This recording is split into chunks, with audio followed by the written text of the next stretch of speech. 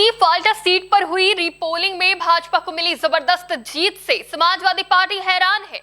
सवाल ये उठ रहा है कि भाजपा को इतनी बड़ी जीत कैसे मिल गई और रोना वही गड़बड़ी का। अचानक भाजपा को कैसे 1.5 लाख वोट मिल गए, जबकि पिछले चुनाव में तो भाजपा को मात्र 71,000 वोट मिले थे। सोचने वाली बात तो है ही। चलिए आपको बताते हैं कि आखिर फैक्ट्स क्या है। नमस्कार, T24 नेटवर्क देख रहे हैं आप। मैं हूं आपके साथ शिखा मेहरोत्रा।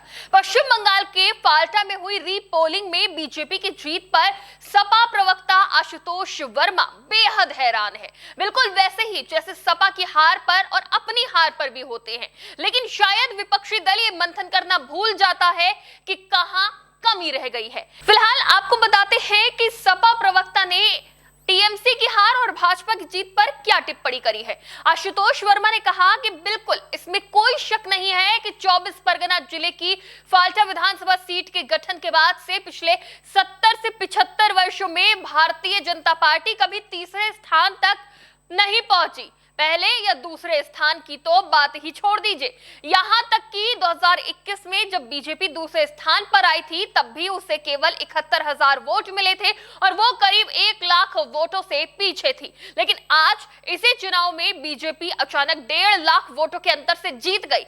इसमें आप समझ सकते हैं कि बीजेपी ने किस हद तक सिस्टम को हैक किया है। ये जनादेश नहीं बल्कि एक हैक है, यानी अखिलेश यादव के प्रवक्ता फिर वही ईवीएम हैक का रोना रो रहे हैं। क्या सच में चुनाव के दौरान कोई गड़बड़ी हुई है?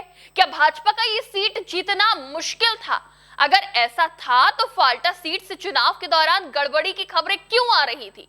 क्यों कई ईवीएम पर भारतीय जनता पार्टी के उम्मीदवार के नाम और चुनाव चिन्ह वाले बटन पर सफेद टेप लगाए गए थे? क्यों परफ्यूम और इत्र जैसे पदार्थ लगाए गए थे? क्यों टीएमसी के उम्मीदवार जहांगीर खान पर जनता को धमकाने के आरोप लगे थे? इन सभी चीजों को देखा जाए तो यही लगता है कि कहीं ना कहीं जहांगीर खान को अपनी सीट हारने का डर पहले से था, इसीलिए वो जनता को डरा धमका रहे थे। ऐसा हम नहीं कह रहे हैं, जनता की तरफ से कहा गया। उस दौरान कई उनके बयान भी सामने आए थे। बंगाल में बड़े अंतर से भाजपा की जीत हुई, लेकिन जहांगीर और टीएमसी के पास एक और मौका था फाल्टा सीट पर अपनी ताकत दिखाने का। तो चुनाव से ठीक पहले जहांगीर ने अपना नाम वापस ले लिया। मान लिया कि जहांगीर ने अपनी हार भांपते हुए अपना नाम वापस ले भी लिया था, लेकिन ईवीएम से तो टीएमसी का चुनाव चिन्ह नहीं हटाया गया था। तो टीएमसी के पास फिर भी मौका था जीतने का, क्योंकि वोट तो टीएमसी के निशान पर जाते ही। लेकिन विपक्ष भाजपा पर गड़बड़ी के आरोप लगाने से फुर्सत पाए तब तो अपनी हार और विपक्ष की हार पर मंथन कर सकता है। बता दें कि पुनर्मतदान के प्रचार खत्म होने से ठीक पहले टीएमसी के उम्मीदवार जहांगीर खान ने चुनाव नहीं लड़ने की घोषणा कर दी थी, जिसे तृणमूल कांग्रेस ने उनका निजी फैसला बताया था। हालांकि उस समय नामांकन वापस लेना संभव नहीं था, इसलिए उनका नाम ईवीएम में बना रहा। पांडा को 1,49,666 वोट मिले, जबकि माकपा के शंभुनाथ कुर्मी को 40,645 मतों से दूसरे स्थान पर रहना पड़ा था।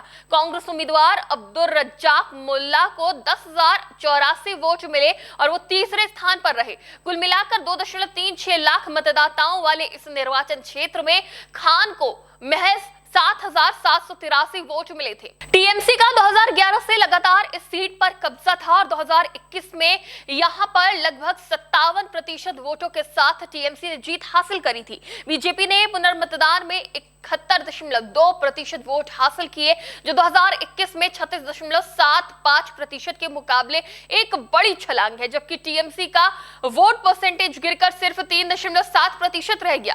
अब बंगाल में मिली टीएमसी को हार पर समाजवादी पार्टी मंथन कर रही है और देख रही है कि कैसे टीएमसी हारी और भारतीय जनता पार्टी जीत गई। लेकिन शायद मंथन सही दिशा में जा नहीं पा रहा है, क्योंकि मंथन की सुई गड़बड़ी तक ही सीमित रह गई है। जी हां, सपा के प्रवक्ता ये नहीं देख पा रहे हैं कि फाल्टा ही नहीं, बंगाल में किस तरह अपराधियों और गुंडों का राज था और उस वक्त ममता बनर्जी के राज में इन पर सख्त कार्रवाई भी नहीं होती थी। चुनाव के दौरान स्थानीय जनता के जो बयान सामने आए, जो डर का माहौल था, जिस तरह की कथित धमकी लोगों ने मीडिया के सामने बताई कि उनको कहा गया था कि विरोधियों को वोट दिया और अगर उनकी सरकार बनी तो तुम्हारी बेटियों का रेप होगा, खून बहेगा, इस तरह की जो धमकियां मिली थी, जनता ने अपने वोट से इसका पलटवार किया। चुनाव के दौरान लोग अपने डर को पीछे छोड़कर अपने घरों से निकले और जहांगीर के खिलाफ वोट दिया।